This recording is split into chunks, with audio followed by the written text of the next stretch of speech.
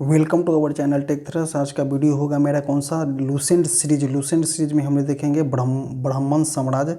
पिछले वीडियो हमने मौर्य साम्राज्य को देख लिया है। अब हमने देखेंगे ब्राह्मण साम्राज्य। आई होप आपको अच्छा से समझ में आएगा। बहुत दिन हो गया लूसेंट सीरीज के वीडियो को डाले हुए, जो अब हम इसको कंटिन्यू करेंगे। अब हम इसको कंटिन्यू करेंगे। हम इस वीडियो को मार्च तक में पूरा हिस्ट्री को कवर करने का कोशिश करेंगे। मार्च तक हमने पूरा हिस्ट्री को कवर करने का कोशिश करेंगे और मार्च बाद मेरा चालू हो जाएगा ज्योग्राफी।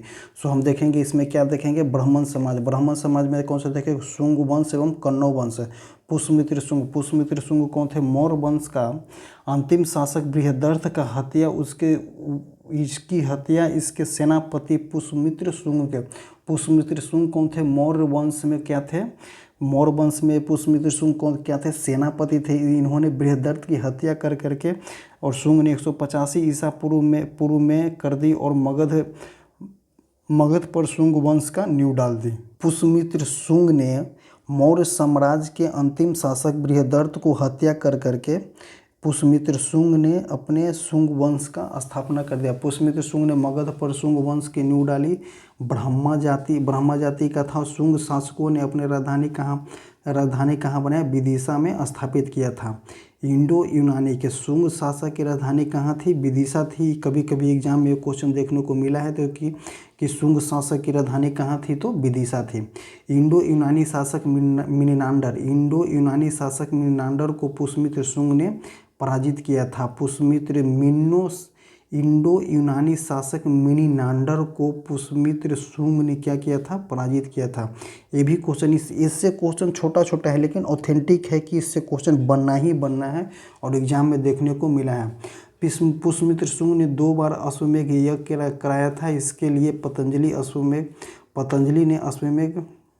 पुष्यमित्र शुंग ने 2 बार अश्वमेध यज्ञ किया। इसके लिए पतंजलि ने अश्वमेध यज्ञ कराए थे। भरहुत स्तूप का निर्माण किसने कराया था, पुष्यमित्र शुंग ने। भरहुत स्तूप का निर्माण किसने कराया था, तो पुष्यमित्र शुंग ने भरहुत स्तूप का निर्माण करवाया था। एग्जाम में कभी कभी क्वेश्चन देखने को मिलेगा। तो भरहुत स्तूप का निर्माण किसने कराया था, तो पुष्यमित्र शुंग ने कराया था। मिनिनांडर को किसने हराया था, तो पुष्यमित्र शुंग ने ही पराजित किया था। इंडो यूनानिक शासक मिनिनांडर को किसने पराजित किया था, पुष्यमित्र शुंग ने।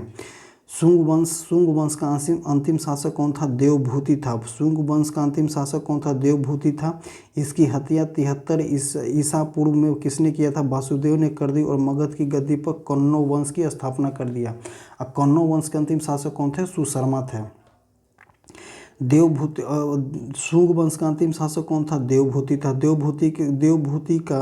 देवभूति को किसने मारा, तो वासुदेव ने मारा। वासुदेव ने कौन सा वंश की स्थापना किया, तो कण्व वंश की स्थापना किया। कण्व वंश का अंतिम शासक कौन था, सुशर्मा था। और सुशर्मा को हत्या किसने कर दिया, सुशर्मा की हत्या किसने किया, सिमुक ने। और सिमुक ने सुशर्मा की हत्या करके कौन सा राजवंश की स्थापना किया, तो सातवाहन राज्य की स्थापना किया। हम इसको कंफ्यूज न हो तो हम इसको एक बार वंस अगेन हम देखेंगे। कहाँ से देखेंगे, पुष्यमित्र शुंग से। पुष्यमित्र शुंग ने किसको हत्या की, मौर्य वंश के अंतिम शासक बृहदर्थ को हत्या करके पुष्यमित्र शुंग ने शुंग वंश की स्थापना किया। और शुंग वंश के अंतिम शासक कौन थे, देवभूति थे। देवभूति को किसने मारा, वासुदेव ने मारा। देवभूति को किसने मारा, वासुदेव ने मारा। वासुदेव ने कौन वंश की स्थापना किया, तो कण्व वंश की स्थापना किया। कण्व वंश के अंतिम शासक कौन थे, सुशर्मा थे। और सुशर्मा को किसने मारा, तो सिमुक ने मारा। और सिमुक ने कौन सा वंश की स्थापना किया, तो सातवाहन राजवंश की स्थापना किया। इसी तरह से ऑर्डर चलते गया। वो उसको मारा और उसको मार करके राजवंश स्थापित किया। इसी तरह से ऑर्डर वाइज चलते रहा। अब देखेंगे कौन सा सातवाहन वंश थोड़ा सा लंबा गया है। सिमुक ने 60 ईसा पूर्व में सुशर्मा की हत्या कर। सुशर्मा किस वंश के थे, तो कण्व वंश के थे। कण्व वंश के सुशर्मा थे। कण्व वंश की स्थापना किसने किया था, तो वासुदेव ने किया था। सिमुक ने 60 ईसा पूर्व में सुशर्मा की हत्या कर दी और सातवाहन वंश की स्थापना रखा। सातवाहन क्या बोलते हैं, आंध्र वंश बोला जाता है। इस शासकों ने अपनी राजधानी कहाँ स्थापित किया था, तो प्रतिष्ठान ने।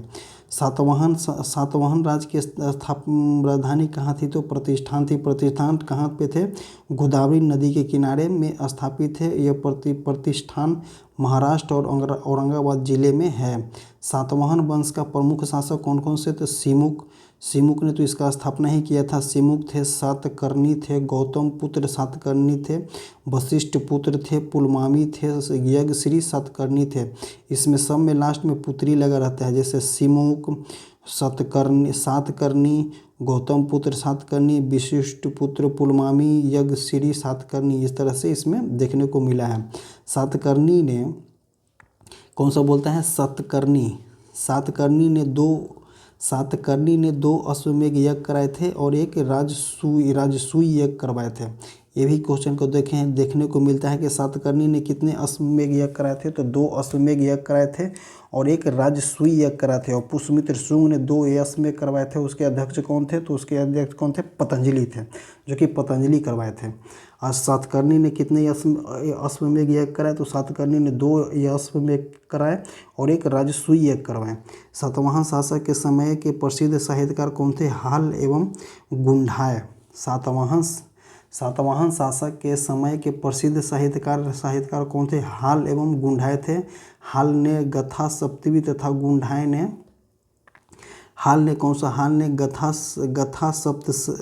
गथा सप्तशती तथा गुंडाय ने बृहद कथा नामक पुस्तक की रचना किया था। ये पुस्तक को हमने देख लेंगे, क्योंकि ये साहित्य से अगर कभी कभी एग्जाम में देखने को मिलता है तो क्वेश्चन बनता ही नहीं है, इसीलिए हम इसको रट जाएंगे।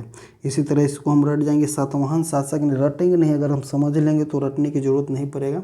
सातवाहन शासक के समय प्रसिद्ध साहित्यकार कौन थे? हाल एवं गुंडाय थे। हाल ने क्या लिखा था? गथा सप्तशती। हाल ने क्या लिखा था? गथा सप्तशती लिखा था। और गुंडाय ने क्या लिखा था? बृहद कथा गुंडाय ने लिखा था।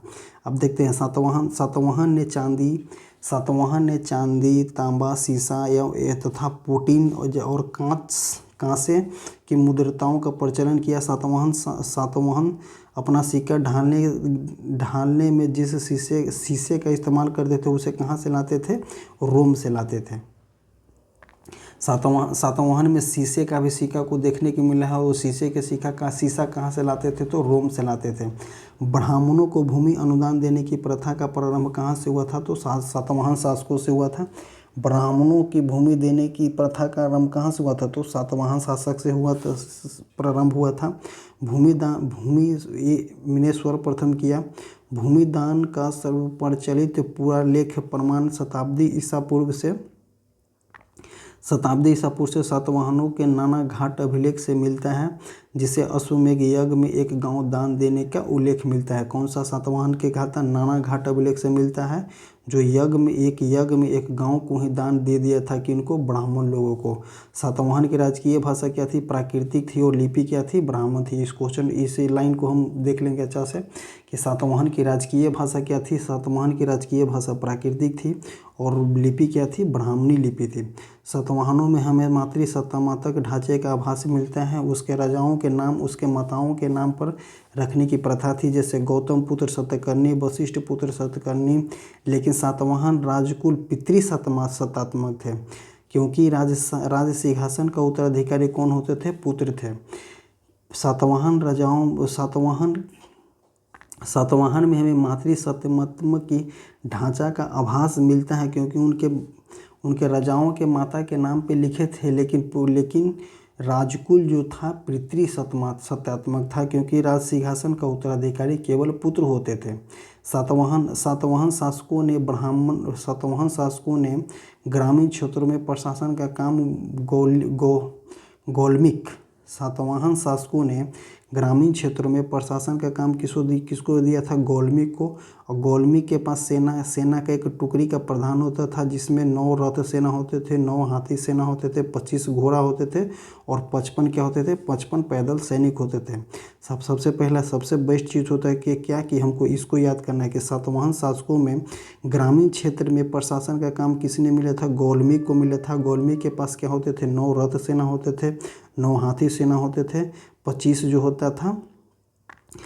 जो 25 जो होता था टुकड़ी, सैनिक का टुकड़ी होता था, 25 जो 9 होते थे रथ, 9 हाथी, 25 घोड़ा और 55 होते थे पैदल सेना। इसी तरह से देखेंगे सातवाहनों की महत्वपूर्ण सत्यापथ कृतियाँ क्या थे? कार्ले का चैत्य, अजंता एवं एलोरा की गुफाएं का निर्माण एवं अमरावती कला का विकास, सातकर्णी एवं अन्य सभी सातवाहन शासक दक्षिणापथ के स्वामी कहे जाते थे। सातवाहन राज्य ने उत्तर और दक्षिण भारत के बीच सेतु का काम प्रारंभ किया था। सातवाहन जो था उत्तर और, इस नोट को देख लेंगे कि बोलेगा कि किस राजवंश ने उत्तर और दक्षिण के बीच सेतु का काम किया था, तो कौन किया था? तो सातवाहन ने किया था।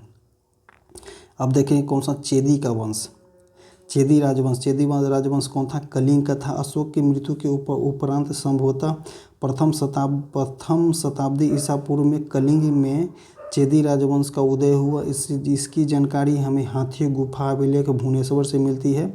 खारवेल इस वंश के प्रतापी राजा थे, तो इसीलिए बोलते हैं हाथी गुफा अभिलेख किससे रिलेटेड है? तो खारवेल से रिलेटेड है।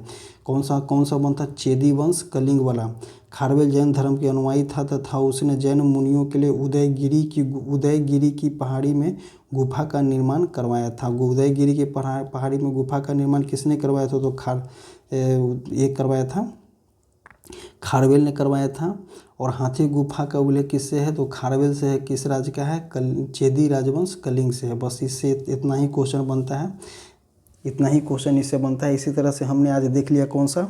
आज हमने देख लिया ब्राह्मण साम्राज्य में हमने देखा कौन से? शुंग एवं कण्व वंश का राजवंश देखा। उसके बाद हमने सातवाहन राजवंश देख लिया। उसके बाद हमने क्या देखा? कि चेदी का राजवंश देख लिया। इसी तरह से हमारा ये आज का वीडियो समाप्त होता है। इसी तरह से हमारे वीडियो से जुड़े रहें और हमारे टेलीग्राम लिंक से जुड़ जाएं, जो कि कमेंट बॉक्स और डिस्क्रिप्शन बॉक्स में लिंक दिया रहता है। और जी किसी भी तरह के अगर हमसे त्रुटि हो जाती है तो आप कमेंट बॉक्स में लिख करके हमें बता सकते हैं कि यहाँ पे त्रुटि हुई, हम उसको सुधार करने की कोशिश करेंगे। इसके लिए thank you, bye bye, take care, धन्यवाद।